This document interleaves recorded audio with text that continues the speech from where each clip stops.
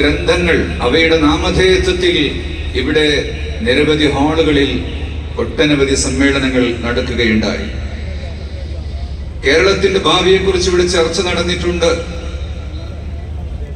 ചരിത്രാന്വേഷണത്തിലേക്ക് വരും തലമുറയെ കൂടുതൽ പ്രചോദിപ്പിക്കുന്നതിന് വേണ്ടിയുള്ള ചർച്ചാ ക്ലാസുകൾ ഇവിടെ നടന്നിട്ടുണ്ട്.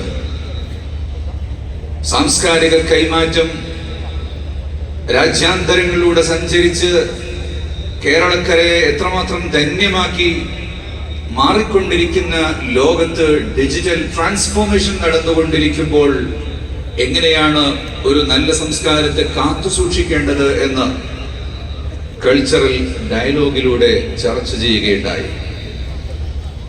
വരും തലമുറ അവരുടെ ജീവിതത്തിന്റെ ശൈലി മുഴുവനും വേറിട്ടതാണ്, നിത്യേന മാറിക്കൊണ്ടിരിക്കുന്നതാണ്.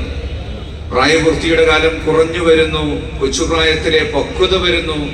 2030 ആകുമ്പോൾ വരാൻ പോകുന്ന ഒരു ജനറേഷന്റെ ജീവിതശൈലി എന്താണ് എന്ന് ഗവേഷണം നടത്തുന്നത് ഇവിടെ കമ്പോളങ്ങളാണ്.